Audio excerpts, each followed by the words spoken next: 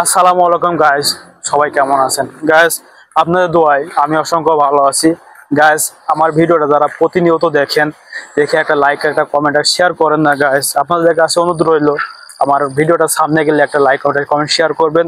আর আমার Facebook page থেকে দেখে থাকলে একটা ফলো করবেন, ইউটিউব থেকে দেখে থাকলে একটা সাবস্ক্রাইব করে দেবেন গাইস। আজকে আমি আপনাদের মাঝে একটা মূলত কথা বলবো, যেটা কথাটা হচ্ছে আমাদের কোম্পানির কিছু নিয়ম আছে, নিয়মগুলো ফলো করে চলতে হয়। ফলো কেমন? আমাদের কোম্পানিতে আপনার হচ্ছে নাইট করা লাগে 15 দিন, ডে করা লাগে 15 দিন, এইভাবে করে আজীবন ডিউটি করা লাগবে। শুধু আপনি দিনে করবেন নাইটে করবেন না, এইভাবে কোনো সময় হবে না। কোম্পানির রুলস আপনাকে মেনে চলতেই হবে ভাই। আজকে আমার 21 দিন আমি নাইট করছি, আপনাকে বলা হয়েছে 15 দিন। আমাদের ঈদের জন্য 3 সপ্তাহ আমাদের নাইট করা দিন করাইছিল।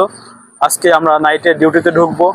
আর নাইটের ডিউটিতে অনেক কষ্ট লাগে, নাইটে সারা রাত জেগে থাকা, তো জেগে থেকে কাজ কাম করা অনেক কষ্ট লাগে। আজকে মালয়েশিয়াতে অনেকদিন পরে প্রচুর পরিমাণে বৃষ্টি, আপনার ঝড় বাতাস।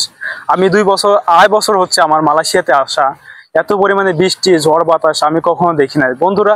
এত পরিমাণে বৃষ্টি আর সঙ্গে বাতাস, বলে বোঝাতে পারবো না। এত যে সময় আমি ভিডিও বানাতে পারতাম, আপনাদেরকে দেখাতে পারতাম, বৃষ্টির কারণে আপনারা যে ভিডিও বানানো দেখাতে পারেননি। আর প্রচুর পরিমাণে বৃষ্টি হয়েছে আজকে।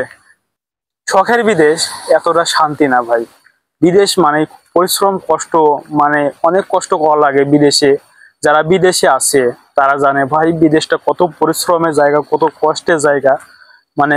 এতটা শান্তি না, এতটা শান্তি, এতটা কি বলে বোঝাতে পারবো না। বিদেশে যারা আছে তারাই বোঝে ভাই, কাজ কি কষ্ট। ওদের রুলস, ওদের নিয়ম, ওদের সবকিছু মেনে চলা লাগে আমাদেরকে। ওরা যখন যা কয় আমরা তখন সেটা আমাদের শোনা লাগে।